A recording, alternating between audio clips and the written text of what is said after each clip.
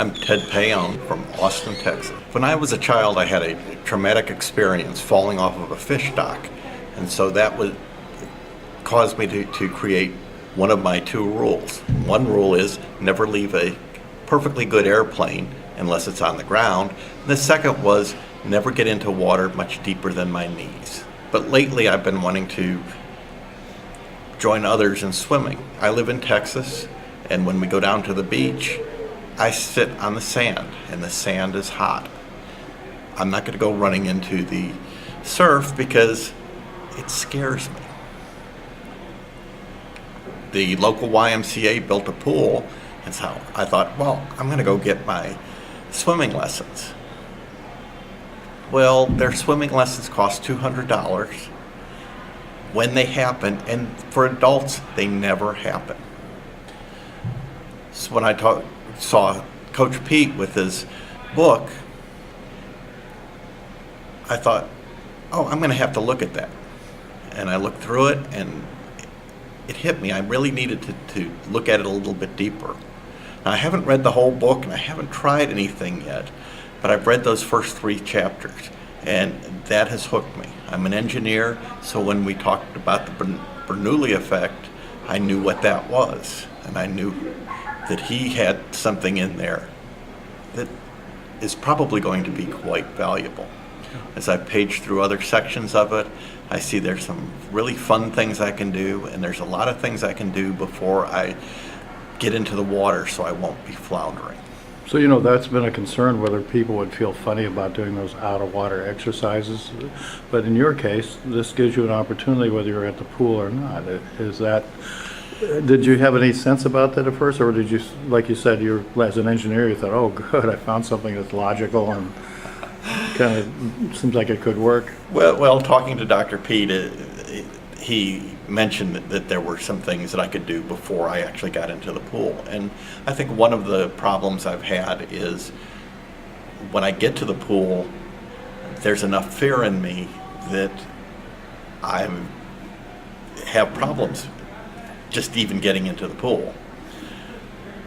Now I'll have some things that I'll know I'll be able to do, that I'll have practiced, so I'll have some muscle memory, and I'll be able to get into the pool with much less fear and then practice things.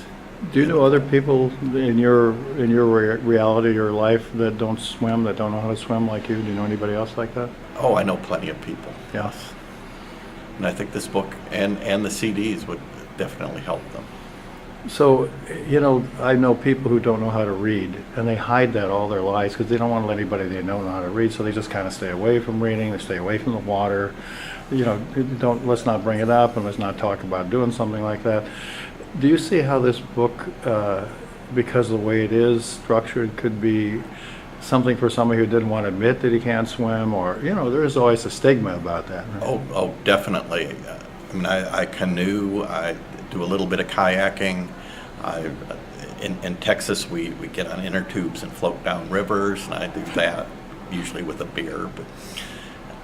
But there's always that trepidation of what happens if I go in and it's over my head. And usually I'm carrying a grandchild when I'm canoeing. So I need to make sure that I'm capable of getting them out of the water as well as myself.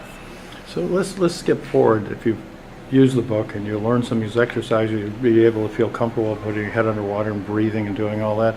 Can you imagine a time when you're going to be excited about going to the water? Oh yeah, I'm already excited. Just looking through the book and going, yeah, I could do that. I could do that. But again, the one of the things that's in there is, instead of just saying I can do that, I'm going to have to demonstrate that I can do that. And that's a point that Dr. Pete really emphasizes. Yes, we might think we know how to do something, but we really have to demonstrate it. How do you see this, just based on, I know you haven't read a lot of it, but based on the idea of how this could serve people to help protect their children, how it could alleviate a lot of fear in people like yourself, how do you see this book as a possible a go-to, an aid for people that have those issues?